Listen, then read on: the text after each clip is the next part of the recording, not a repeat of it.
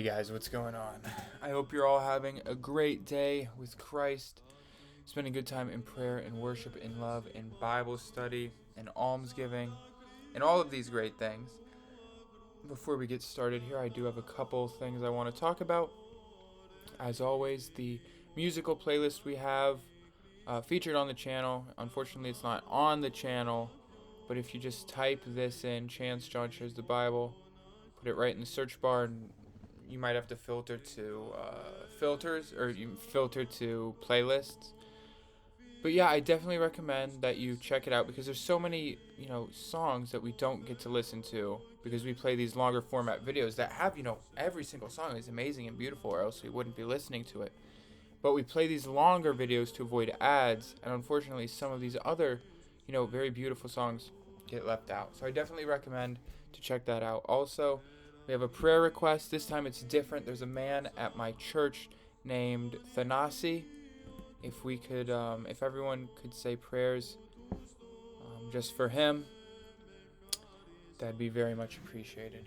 So with that being said, today we are on 1 Maccabees chapters 7, 8, and 9, as always out of the OSB, the Orthodox Study Bible. And as always, there's a link in the description to get your very own. And I'm not sponsored. I don't make any money, whether you get one or not. But I do very much recommend that you get one because it's an amazing Bible. It's the Bible we should be reading in an amazing translation with one-of-a-kind commentary from the saints and church fathers, from men much wiser than I. And also, it's the fullness of the Bible. Sorry, I forgot for a second. But it's the fullness of the Bible. Before anyone started taking anything out of it, this is the pure, full Bible. So, now, with all of that, we should be around here-ish. Yeah, right here. Give me 1 second and we'll get right into it.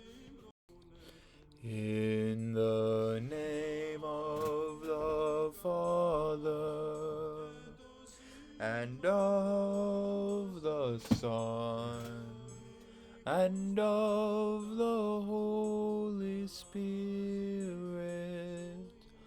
Amen.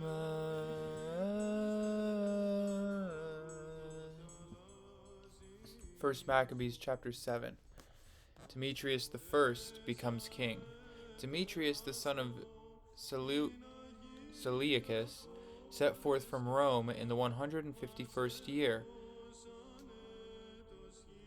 sailed with a few men into the city by the sea and reigned there. As he entered the royal house of his fathers, his army seized Antiochus and Lysias and brought them to him. When he became aware of this action, he said, "Do not show me their faces." So the soldiers put them to death, and Demetrius occupied the throne of his kingdom. Then all the lawless and ungodly men of Israel came to him. Alchemists, who wanted to be a priest, led them. They brought charges against the people before the king, saying, "Judas and his brothers have destroyed all your friends and scattered us from our land. Therefore send a man you trust, and let him see all the destruction he did to us and to the country of the king. Then let him bring punishment to them and all who serve them." Maccabees and alchemists controlled Judah. The king then appointed Maccabees, one of his friends, who ruled the province of beyond the river. For he was prominent in the kingdom and loyal to the king. Then he sent him to the ungodly alchemists, whom he appointed to the priesthood, and ordered him to avenge the sons of Israel. They marched on with a large army and came into the land of Judah, and sent envoys to Judas and his brothers with peaceful words full of deceit. But they did not heed their words, for they noticed they came with a large army. Then a delegation of scribes was sent to meet with alchemists and Maccabees to request justice. The Hasidians were the first among the sons of Israel to speak peace with them, for they said, a priest from the seed of Aaron, came with their faces, and he will not do us wrong. With their forces, and he will not do us wrong. The priest spoke peacefully to them and promised them, saying, "We will not seek to injure you or your friends." They believed him, but he overtook 60 of their men and put them to death in one day, according to the word which was written. They poured out the flesh of your saints and their blood around Jerusalem, but there was no one to bury them. Then fear and trembling fell upon all the people, and they said, there is no truth and uprightness in them, for they violated the promises and the oath they swore. So Maccabees departed from Jerusalem and marched to Beth Zaeth. He sent for the capture for the captured many he sent for and captured many of the soldiers who deserted him, and some of the people, and he slaughtered them at the great well. He put alchemists in charge of the region and left an army with him to serve him. Then Maccabees returned to the king. Alchemists then strove for the high priesthood, and all who harassed their people also gathered with him. They took control of the country and Judah and damaged Israel greatly. Now Judah saw all the evil alchemists and those with him had done among the sons of Israel. It was worse than what the Gentiles did. Then Judas departed to all the regions surrounding Judea and took vengeance on the men who had deserted. He forbade those in the city to journey to the countryside. But when alchemists realized Judas and his followers were growing strong and knew that he could not prevail against them, he went back and brought evil charges against them before the king. Nicanor marches on Israel. The king then sent Nicanor, one of his renowned commanders, who hated and disdained Israel, and ordered him to get rid of the people. Nicanor came up to Jerusalem with a large army, and he sent Judas and his brothers peaceful words full of deceit, saying, let there be no quarrel between us.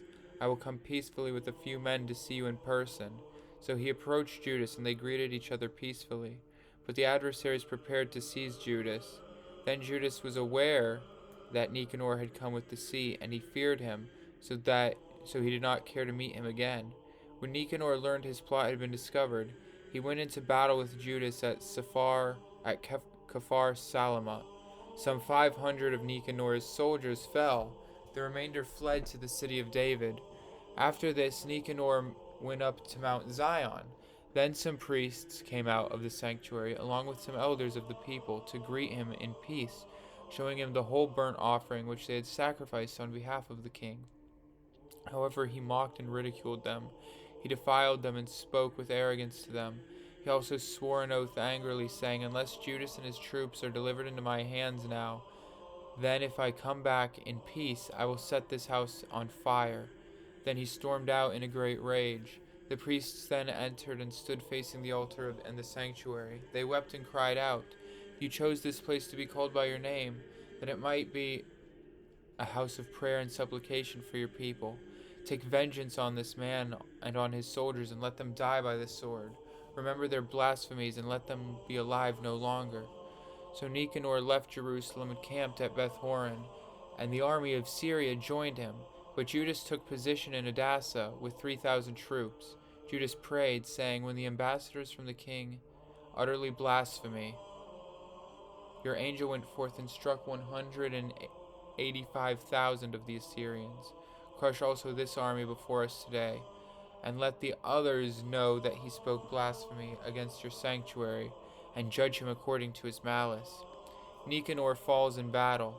So the armies faced off in war the 13th day of the month Adar, and Nicanor's army was scattered.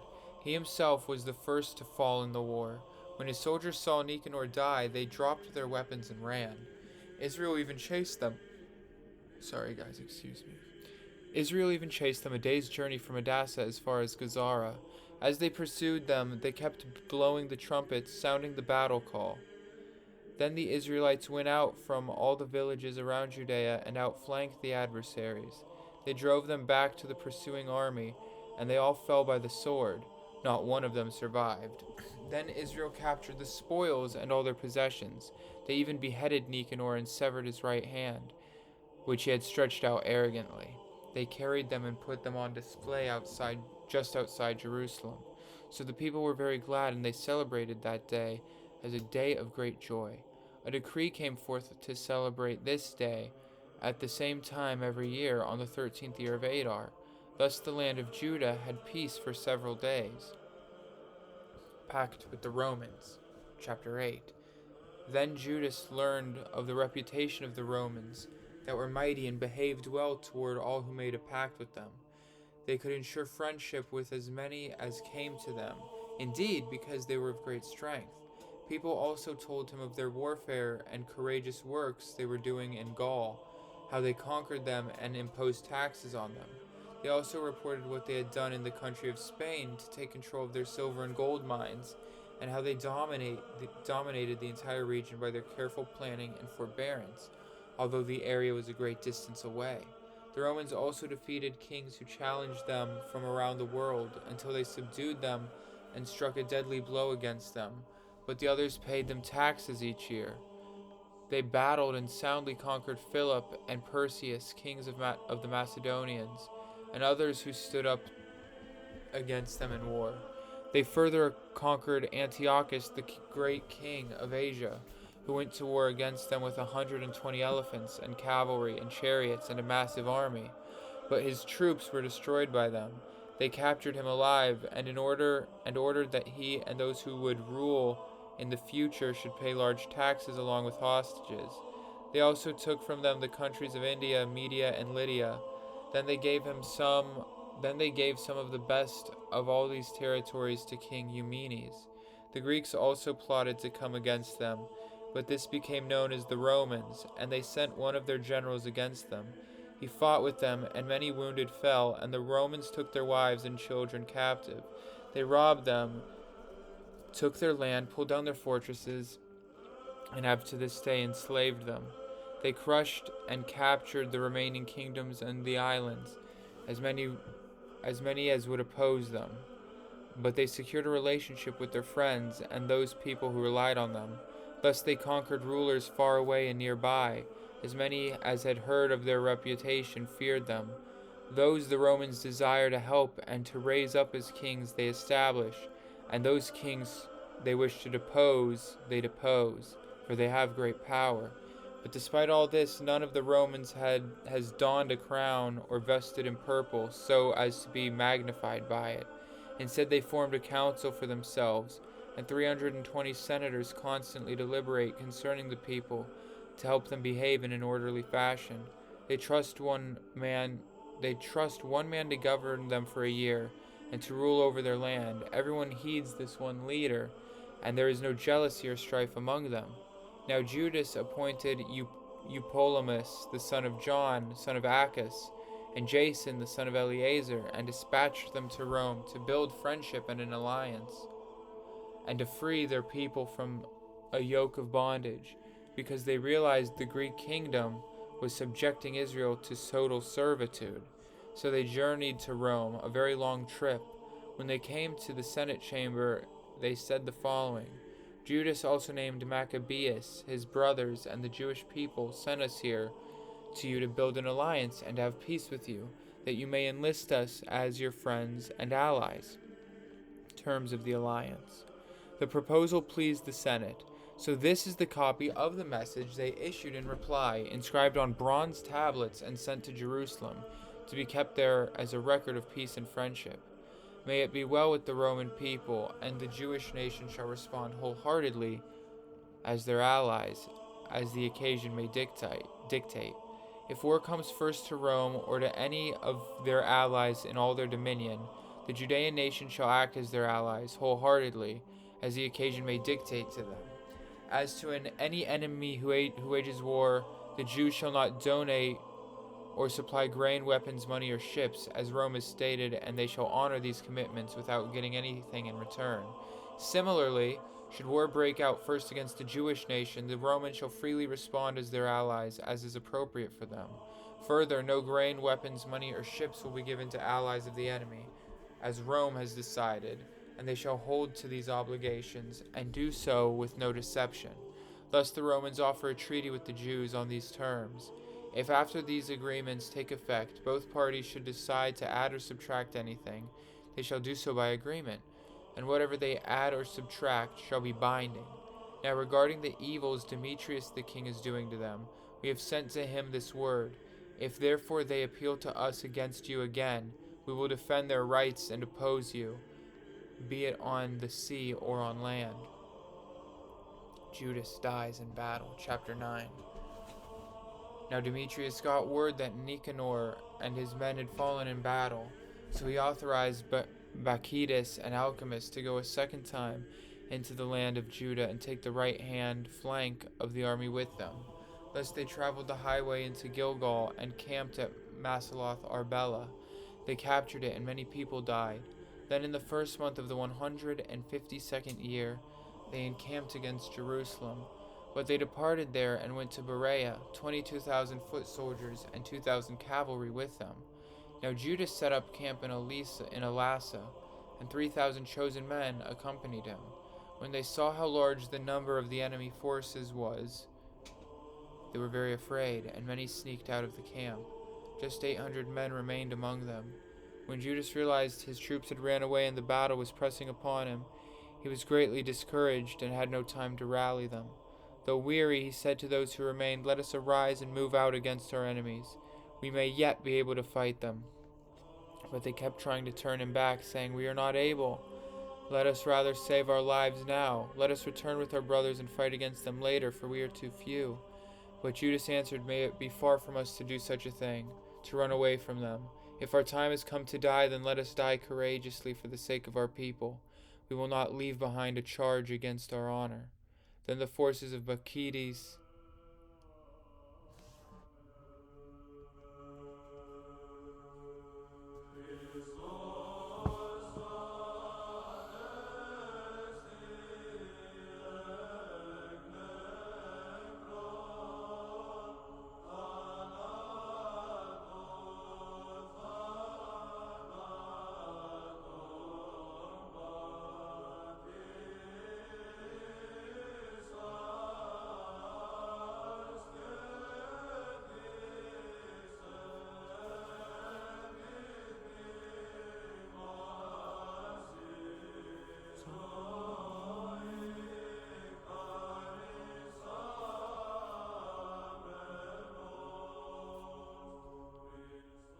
Then the forces of Bacchides moved out from the camp in formation and stood to encounter them.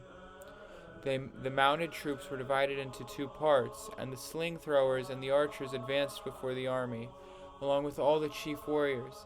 Bacchides was on the right flank.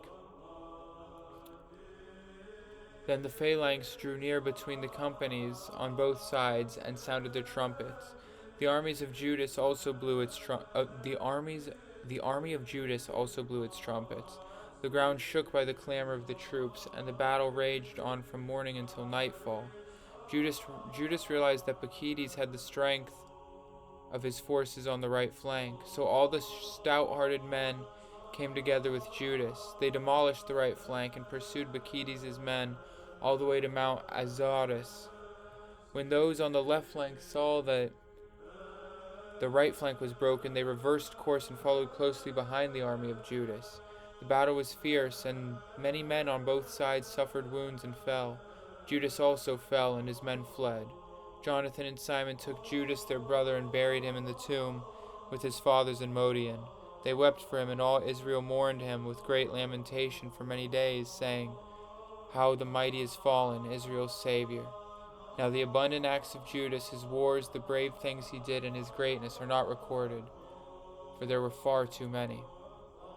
Jonathan succeeds his brother. After Judas's death, the lawless emerged in all the regions of Israel, and all those rose up who worked evil. In those days there was a very great famine, and the nation deserted with the evil doers to Bacchides. He chose godless men and appointed them lords of the country. These men sought out and searched for the allies of Judas, bringing them to Bacchides. He took vengeance on them and mocked them. There was great perplexity in Israel, such has not been seen since the days when the prophets ceased to be seen in their midst. Then all of Judas's friends came together and spoke to Jonathan. "Since your brother Judas died, a man like him has not come out to take on our enemies, namely Bacchides, and those from our country who hate us. Therefore we have now chosen you this day to replace him as our ruler and be our leader in battle." So Jonathan accepted the command at once and rose up in the place of Judas his brother. Jonathan takes on Bacchides. When Bacchides heard this, he sought to kill him. But Jonathan, Simon his brother, and everyone with him knew of this, and they escaped to the desert of Tekoa and camped near the waters of the pool of Asphar. Maccabees discovered this on the Sabbath, and he and his army all crossed over the Jordan. So Jonathan sent John his brother as leader to the people, and he begged his Nabatean friends for approval to store their huge amount of baggage with them. But the sons of Jambri from Medeba came out and seized John and left with everything he had. After these things happened, they told Jonathan and his brother Simon, saying, "The sons of Jambri are holding a great marriage feast, and they are bringing the bride from Nadabath, a daughter of one of the great noblemen of Canaan, with a huge convoy." They remembered the blood of John their brother, and went up and hid under the cover of the mountain. They raised their eyes and looked, and behold, there was a noisy crowd coming with much baggage. The bridegroom also came forth with his friends and brothers to meet them with tambourines, the musicians, and many weapons. Jonathan's men rose up against them from an ambush and killed them. Many of the wounded also fell, and the rest fled to the mountain. So they took all their spoils. The wedding was changed to mourning, and the sound of the musicians became like a dirge. Thus they avenged their brother's blood and returned to the low ground of the Jordan. Bacchides then heard of this and arrived with a large army on the Sabbath at the banks of the Jordan. So Jonathan said to those with him, "Let us stand and fight for our lives, for today is not as yesterday or the day before. Behold, the battle is before us and behind us. The water of the Jordan is on this side and that, and the low ground in the thicket is not the place to turn aside. Now therefore cry out to heaven that you may be saved from the hand of our adversaries." So the battle was joined, and Jonathan reached out his hand to strike Bacchides, who ducked aside and went behind him. Then Jonathan and his forces jumped into the Jordan River, swimming to the other side. Bacchides and his army did not cross over the Jordan to strike them. About 1,000 of Bacchides' soldiers fell on that day. Bacchides then returned to Jerusalem and built fortified cities in Judea. The fortresses were in Jericho and in Emis, Beth-horon, Bethel, Timnath, Parathon, and Tephan, all with high walls, gates, and bars. He also placed a guard in them, and they were hostile to Israel. Then he strengthened the cities of Bethzer and Gazara, and the citadel, and placed armies in them with stores of provisions. He also seized the sons of the rulers of the area, holding them hostage under armed guards at the citadel in Jerusalem. Attempted destruction at the temple.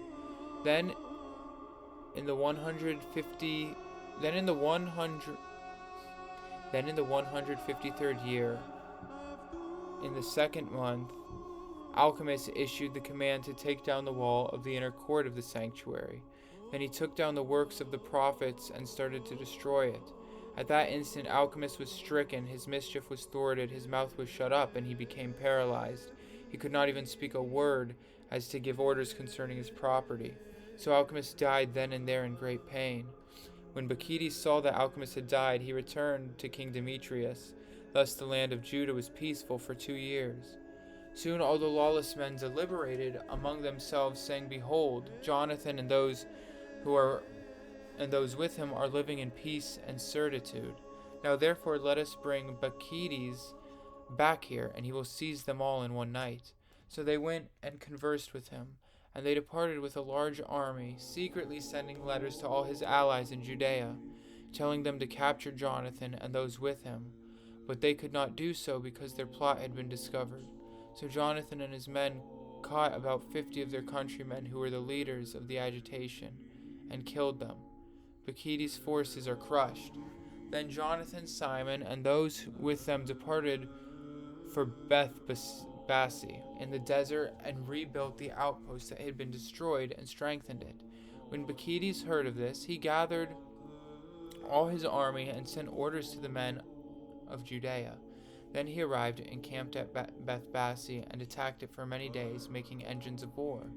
But Jonathan left Simon his brother in the city and headed out into the country with a handful of men.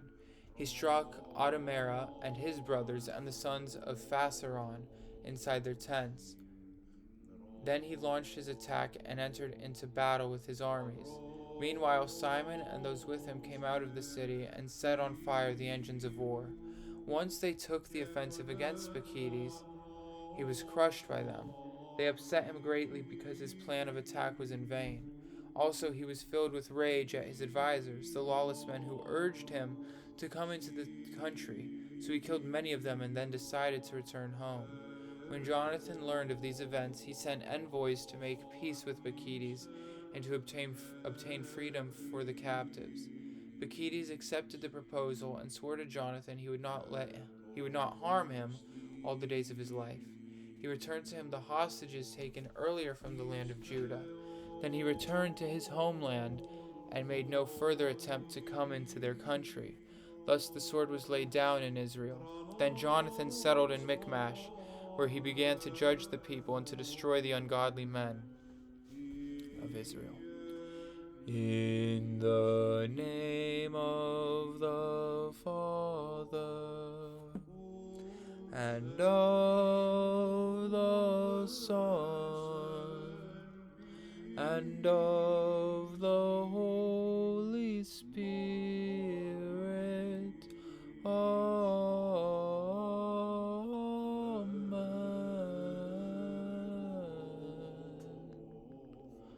Alright, let me grab my Bible. We will go over the footnotes.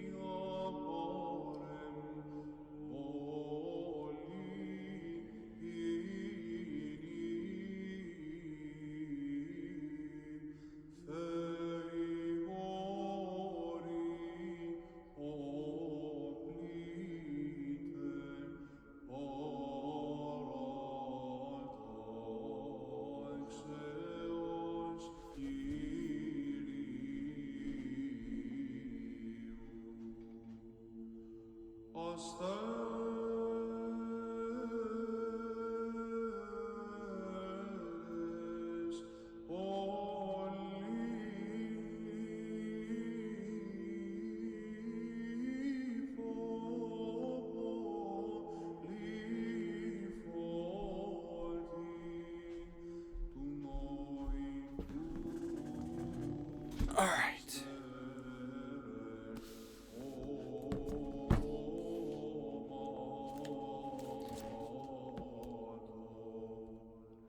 Chapter 7, verses 1 through 4. Demetrius I reigned from 162 to 150 BC, the son of Emperor Seleucus IV, assassinated by Antiochus IV, was sent to Rome under the Treaty of Apamea and kept there by the Senate after they repeatedly refused to let him return home. It says Polybius. He escaped, in parentheses, Polybius. He escaped to the Syrian coast with the help of Polybius and his friend Menelaus, an envoy of Ptolemy IV, Philometor of Egypt. Once in Tripolis, Demetrius set himself up as the true Seleucid emperor, in parentheses, Josephus. Verse 5 of chapter 7, as high priest, Alchemist was accepted by the Hasidic Jews for his Aaronic background, and elected by Demetrius, or possibly earlier by Lysias, for his Hellenistic sympathies. Verse 23 of chapter 7, Judas refused to recognize a high priest appointed by Demetrius. Verses 26 through 49, Nicanor was one of those who had escaped from Rome with Demetrius, in parentheses, Josephus. His death occurred on the 13th day of Adar, in verse 49, roughly March, in 161 BC, and is still observed as the day of Nicanor. Chapter 8, verses 1 through 16. Polybius, 160 BC, claimed that by his time the Romans had cleared the people of Gaul (parentheses Celtic migrants) from the Po Valley up to the Alps. Rome then assumed the domain of Alexander the Great following their victory over Philip of Macedonia in verse 5 and Cainascephalia in 197 BC, and his son Perseus at Pydna in 168 BC. Under Scipio, the Romans took Spain from the Carthaginians after the Second Punic War in 202 BC and the final defeat of Hannibal.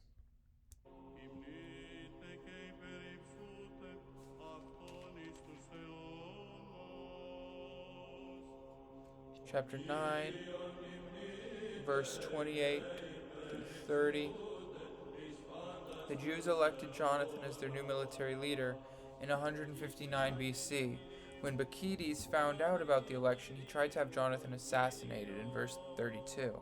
When that failed, he marched after the Jews on the Sabbath, thinking that he would take them by surprise in verse 34. Verses 35 through 42.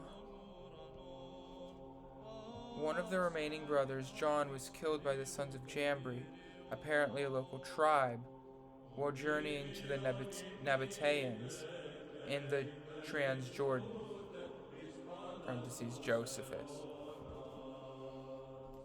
I assume that that's where this information's coming from, a historian named Josephus, but I'm not sure. Verse 54.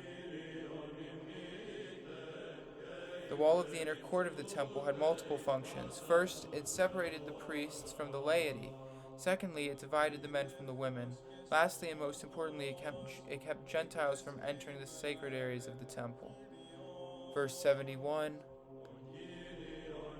Bacchides finally realized that the Maccabees were the controlling force in Judean politics, so he made peace with them. Let me look really quick.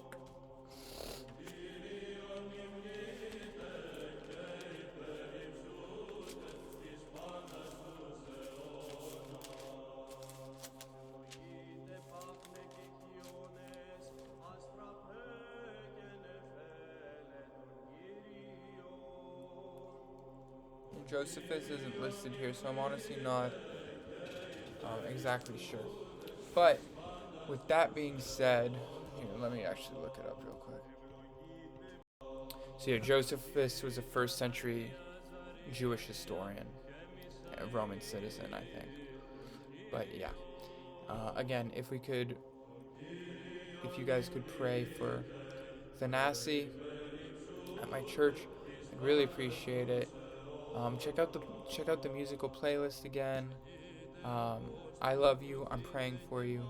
And God loves you infinitely more. Thank you so much for being here. And God bless.